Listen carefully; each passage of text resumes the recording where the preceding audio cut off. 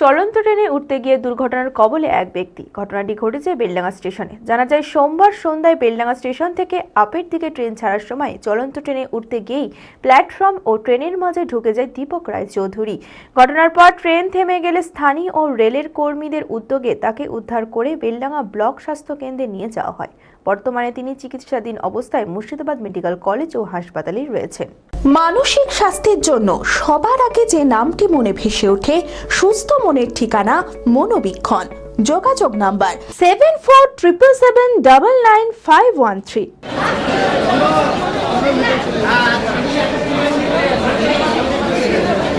চলন্ত ট্রেনে উঠতে গিয়ে দুর্ঘটনার শিকার হয় এক ব্যক্তি। ঘটনাটি ঘটেছে বেলডাঙ্গা স্টেশনে। জানা যায়, সোমবার সন্ধ্যায় বেলডাঙ্গা স্টেশনে আপের একটি ট্রেন এসে দাঁড়ায়।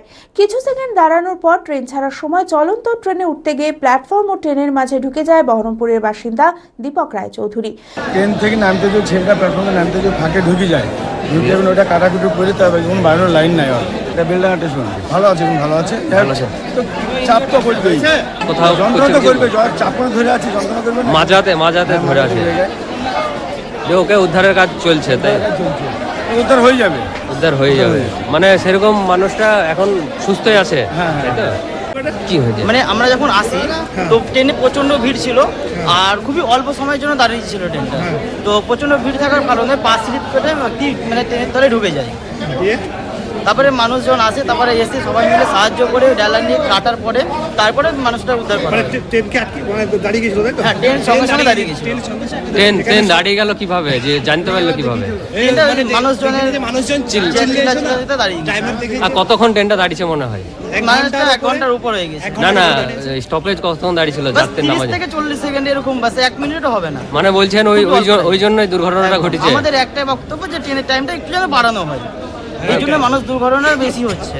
ঘটনার সঙ্গে সঙ্গে ট্রেন থেমে গেলে স্থানীয়রা রেল কর্মীদের উদ্যোগে ট্রেনে ওঠার সিঁড়ি কেটে তাকে উদ্ধার করে বেলডাঙ্গা ব্লক স্বাস্থ্য কেন্দ্রে নিয়ে যাওয়া হয়।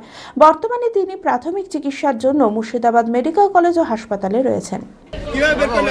দোকানে কাজ করছিলাম, তখন এরা এলো, বললো যে এরকম ভাবে পিছিয়ে আছে, আমি এখানে এসে কেটে এটা উদ্ধার করতে। হ্যাঁ, এরা ডাকলো না, তুমি নিজে এরা ডেকে নিয়ে এসেছে। ডেকে নিয়ে এসেছিল।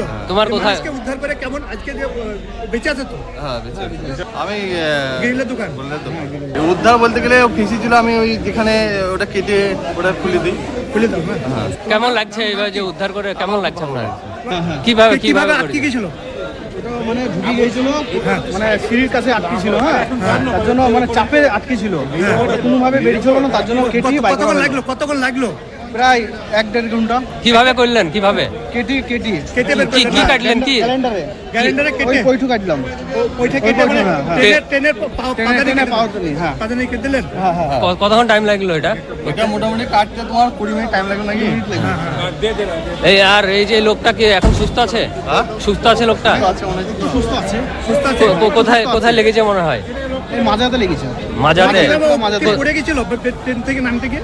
সেটা আমি এবার বলতে পারছি না, আলিং করতেছে বা যাই হোক, বা মানে যেভাবে হোক পড়েছে, কিন্তু আমরা দেখিনি। আমরা এসে উদ্ধারটা করে দিলাম। ওটা কাটলেই বেরিয়ে যাবে, এটা আইডিয়া সবাই পারবে। এটা তাই, হ্যাঁ, সবাই পারবে। বিয়ের ধুতি, পাঞ্জাবি ও শেরওয়ানির সেরা ঠিকানা পাঞ্জাবির রাজা নবাব।